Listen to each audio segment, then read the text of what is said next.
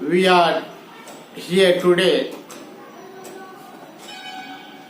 to learn poetry section, poem of Rainbow Part 2 for Bihar Board. The first poem of Rainbow Part 2 is Sweetest Love I Don't Go, written by John Donne. आज इस session में rainbow part 2 के poetry section का first poem sweetest love I do not गो के बारे में जानेंगे, जिसे मेटाफिजिकल पोएट जॉन डॉन ने कंपोज किया है। मेटाफिजिकल आध्यात्मिक, क्योंकि जॉन डॉन की झुकाव पहले से ही इधर थी और वह कैथोलिक फैमिली से थे। जॉन डॉन का जन्म 1572 में हुआ था और उनकी डेथ हुई थी 1631 में, और वह पायनियर पोएट थे लिरिकल और सैटिरिकल पोएम के लिए, और उनको मेटाफिजिकल पोएट के लिए या पोएट्री के लिए जाना जाता है। उनका परिवार जब लंदन में रह रहा था तो उस समय एंटी कैथोलिक मूवमेंट थी। ये अनदर इशू थी कि वह प्रॉस्परस फैमिली से बिलोंग करते थे, अच्छे परिवार से आते थे, लेकिन चूंकि वहां एंटी कैथोलिक मूवमेंट थी तो जो कैथोलिक थे उनको बहुत प्रॉब्लम थी, बहुत समस्या थी, बहुत परेशानी थी, और यही कारण रहा कि उनको ऑक्सफोर्ड यूनिवर्सिटी से विदाउट डिग्री बाहर निकल जाना पड़ा, उनके रिलीजन के कारण, धर्म के कारण। बाद में वो नेवल एक्सपेडिशन ज्वाइन किए, चर्च में ज्वाइन किए 42 इयर्स की एज में। 1601 में उनकी जो थी वो एनी से उनकी शादी होगी, और वह जो शादी हुई वह अपने जहां काम करते थे, वहां के जो पैट्रॉन थे उनकी ही नीज से कर लिए, और वह भी बिना बताए। और वो अपने फैमिली मेंबर में भी नहीं बताया। अनदर इश्यू था कि उनकी माँ जो थी वह सेकेंड मैरिज की, क्योंकि जब इनकी उम्र मात्र 4 साल थी तो इनके फादर जो थे वो डेथ कर गए, और इनकी माँ जो है अनदर जो विडोअर थे उनसे शादी कर ली, जिनके 4 बच्चे भी थे। खैर, यहाँ हम दूर तक नहीं जाएंगे, हमें तो अभी पोएम को समझना है। तो वहां पर जब वो ना उनको बताए और नहीं अपने पैट्रॉन को बताया, और गुपचुप सीक्रेट तरीके से यह अपने पैट्रॉन की नीस एनी से शादी कर लिए। शादी करने के बाद जब ये रिवील हुआ तो उनको अपनी नौकरी खोनी पड़ी और उनको फ्लीट प्रिजन में रहना पड़ा, जेल जाना पड़ा। बाद में ये उभरे और जॉन डॉन को जाना गया उनके पोएम के लिए, और इन्होंने एक अपनी नई जो थी स्टाइल, इनको पेटार्चन पोएम कहते हैं, पेटार्चन ट्रेडिशन कहते हैं, उनके लिए जाना गया। इनका जो फीलिंग्स है वो अपने में सॉन्ग्स और सोनेट है, सटायर्स है, एलजीज है, सरमन्स है, ये सब के लिए उनको जाना जाता है। उनका पोएटिक स्टाइल बहुत ही बढ़िया है, लेकिन जनरली सैटिरिकल ही लिखते थे। आज जो इनका पोएम है sweetest love I do not गो, उसके बारे में जानेंगे कि इसमें किस तरह से उन्होंने अपनी प्रेमिका एनी को जब वह बाहर जा रहे हैं लंदन से यूरोप के लिए किसी काम से, तो उनको यह फीलिंग्स आता है कि मेरे जाने के बाद उसको क्या क्या समस्या हो सकती है, तो क्यों नहीं जाने से पहले उसको एश्योर कर दे, उसको भरोसा दिला दे कि वह क्या हो, डाउटफुल नहीं हो, उसको किसी तरह की डाउट नहीं हो, कंफ्यूजन नहीं हो, इल्यूजन नहीं हो। इसी के लिए उन्होंने यहाँ यह पोएम लिखा, स्वीटेस्ट लव आई डोंट गो। इसमें उन्होंने फर्स्ट स्टैंजा में पर्सोनिफिकेशन का यूज किया है, उसके बाद उन्होंने मेटाफोर का यूज किया है जब सन की बात करते हैं, कहीं कहीं उन्होंने हाइपरबोल का भी यूज किया है। एकदम जैसे लगा कि गागर में सागर भरने का काम किया है, पोएटिक डिवाइस का भरमार है। आइए देखते हैं पोएम के बारे में, जो है sweetest love I don't go. कविता की फर्स्ट जो स्टैंजा है, sweetest love I do not go for weariness of thee, nor in the hope that the world can show a fitter love for me। First stanza में वो अपनी beloved, अपनी lover any को समझाते हैं, जब उनको किसी काम से बाहर जाना पड़ रहा है, अपनी प्रेमिका को छोड़कर दूर जाना पड़ रहा है। वो आपकी प्रेमिका को जब छोड़कर जा रहे हैं कुछ समय के लिए, तो उनको लगता है कि उनकी प्रेमिका जो है, उनकी लवर जो है, वो बहुत परेशान हो जाएगी। इसलिए वह अपनी प्रेमिका की व्यथा से, परेशानी से परेशान होकर उसको समझाने का प्रयास करते हैं, और तब यह जो पोएम है यह लिखते हैं। तो फर्स्ट जो लाइन है क्या है, sweetest love I do not go for weariness of the. अब आप यहाँ पढ़े होंगे, ये इसमें जॉन डॉन की अपनी पर्टिकुलर स्टाइल है, वह ओल्ड इंग्लिश का बहुत यूज किए हैं। अब यहाँ दी का मतलब यू है। तो जॉन डॉन अपनी प्रेमिका को समझाते हुए बताते हैं कि ए प्रियतम, मैं नहीं जाता फॉर weariness ऑफ दी, इसलिए कि मैं तुमसे ऊब गया।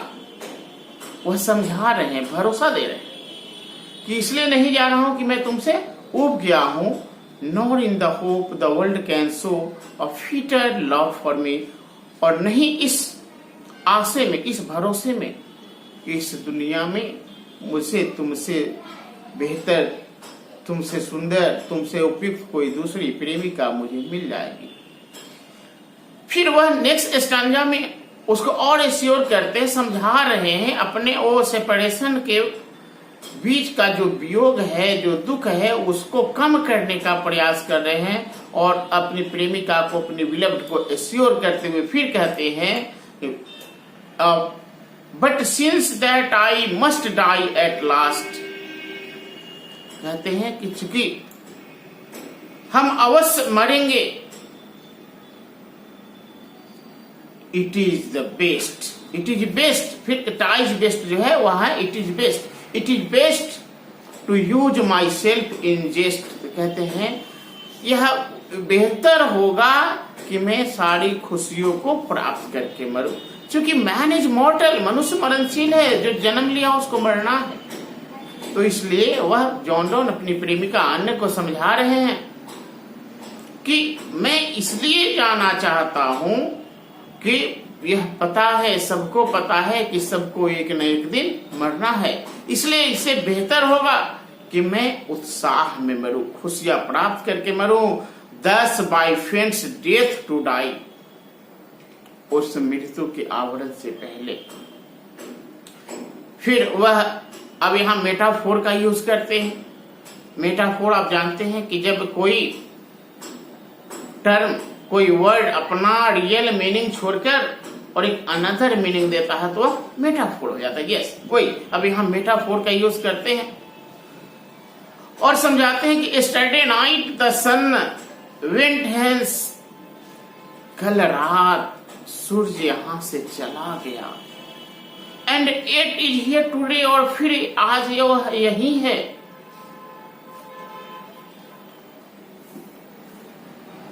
He hath no desire nor sense, सूर्य को कोई इच्छा नहीं है। अब यहाँ हैज जो है ओल्ड इंग्लिश है, हैज पढ़ेंगे, हैव पढ़ेंगे, हैड है, तो यहाँ क्या है ये? He had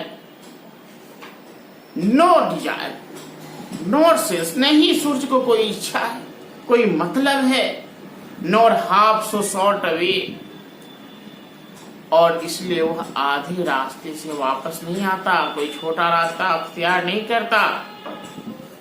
Then fear not me, तो फिर वह कहते हैं तो फिर मुझे कैसा डर। जब उस सूरज को कोई डर नहीं लगता, हर दिन वह यहीं आता है, यहां से फिर वापस जाता है और फिर उतनी दूरी तय कर कर वापस आता है, तो फिर मुझ में कैसा है।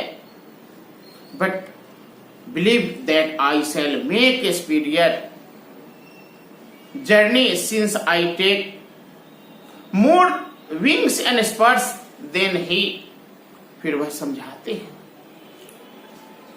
कि तुम मुझ पर विश्वास करो कि मेरी तो यात्रा छोटी है, मैं क्या करूंगा अपनी यात्रा को और शॉर्टर, मेरी यात्रा जितना कम से कम समय में हो सकता है मैं जाकर वापस आ जाऊंगा। Since I take more wings, इसलिए कि हमारे पास इच्छा शक्ति अधिक है, हम अधिक उत्साह से जाएंगे।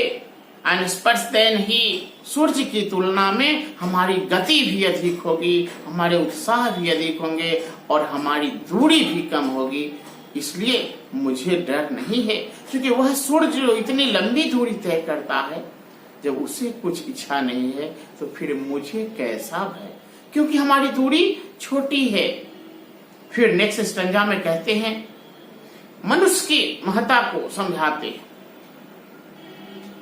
कि हमें मनुष्य जो है, जो सजीव प्राणी है, जो ह्यूमन बीइंग है, मानव जाति है, उसकी क्या कैपेसिटी है, क्या क्षमता है, इसके द्वारा जॉन डॉन समझाना चाहते हैं और कहते हैं कि oh how feeble is man's power.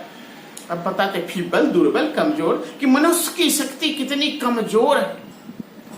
That if good Fortune fall, कि अगर उसके अच्छे समय समाप्त हो जाएं, कैनॉट एड अनदर आवर, तो एक घंटा भी नहीं जोड़ सकता। उसके बहुत अच्छे सौभाग्य हैं, अच्छे शक्तिशाली है, अच्छी पोजीशन में है, लेकिन वह अपने समय में एक घंटा नहीं जोड़ सकता। Nor a lost hour he recall, और नहीं बीता हुआ जो समय है, जो समय बीत गया है, उसको वह जोड़ सकता है। तो किस तरह से, अगर वह बहुत ताकतवर है, शक्तिशाली है, उसका अच्छा समय है, तो एक घंटा जोड़ नहीं सकता और नहीं एक घंटा वापस ला सकता है। बट सिंस बैड चांस, लेकिन ऐसे जो गलत समय होते हैं, ये जो गड़बड़ समय होते हैं, बहुत ये जो मौके होते हैं, वह आते हैं। And we join it to ours strength, इसलिए मैं चाहता हूं कि मैं इसको पूरी तरह जियूं। And we teach it earth and length, इसको हम पूरे जितना हो सकता है उतना जिए, पूरी ताकत से जिए। Itself over us to advance, और इसके लिए हम जानते हैं कि इसकी जानकारी तुम्हें होती है, तुम इसको अनुमान लगाते हो आने वाले समय का, लेकिन ऐसा नहीं करो। वेन दाउ साइट्स, फिर अपनी प्रेमिका की व्यथा को समझते हुए उसको समझाते हैं कि when thou sigh'st the sigh'st not wind, और जब तुम कराहते हो दुख से, तो हवा नहीं, हवा के साथ मेरी, उस हवा में तुम्हारी कराह नहीं आती है, मेरी परेशानियां आती है। But sigh'st my soul away, और लगता है कि वह मेरी आत्मा बह रही है उस हवा के द्वारा। जब तुम कराहते हो, जब तुम क्रंदन करती हो, तो लगता है कि मेरी आत्मा निकल जा रही है। When thou whipst unkindly kind, और उस दया में भी निर्दयता नजर आती है। माई लाइफ ब्लड डोथ डिके, फिर यहाँ डोथ डू के लिए यूज किया है कि मेरा जीवन का कतरा खत्म हो जाता है। इट कैनॉट बी, ऐसा नहीं हो सकता। क्या नहीं हो सकता? दैट दाउ लव्स्ट मी एज दाउ सेस्ट, जैसा कि तुम मुझे बताती हो, और वह जो मुझे इतना प्रेम करता है। इफ इन दाइन माई लाइफ दाउ वेस्ट, और अगर वह मेरे लिए अपना जीवन समाप्त करने के लिए राजी हो, समाप्त करने के लिए तैयार हो, thou art the best of me, वह तो मुझ में है, तो फिर गलत इच्छा लाने की जरूरत नहीं है। क्योंकि अगर गलत इच्छा लाओगे तो क्या है, क्योंकि मैं तो तुम में और तुम मुझ में हो, तो फिर यह खत्म कैसे हो सकता है? फिर उसको समझाते हुए लास्ट संज्ञा में कहते हैं जॉन कि let not thy divining heart forethink me any ill, अपने इस पवित्र हृदय में मेरे प्रति किसी भी तरह की गलत भावनाओं को नहीं लाओ। डेस्टिनी में टेक दाई पार्ट, हमें भाग्य अलग कर सकता है। And may thy fears fulfil, और हम में डर व्याप्त हो सकता है, तुम में डर व्याप्त हो सकता है, इस डर को आने मत। But things that we are burn turn aside to sleep, but ऐसा मान लो कि जैसे जब हम सोते हैं तो करवटें बदलते हैं, वैसे ही मान लो कि हम दोनों करवट बदल के सोए हुए। मैं कहीं गया नहीं हूं, इसको मान लो कि मैं तुम्हारे पास पास ही हूं। दे हु वन अनदर्स के, वे जो एक दूसरे के दिलों में रहते हैं, एक दूसरे के हृदय में रहते हैं। Alive never be parted, never parted भी, उनको जीवित अलग नहीं किया जा सकता। तो तुम्हें डरने की जरूरत नहीं है, क्योंकि तुम हमारे मन में हो, मैं तुम्हारे मन में हूं, तो हम दोनों को कोई अलग नहीं कर सकता। Thank you.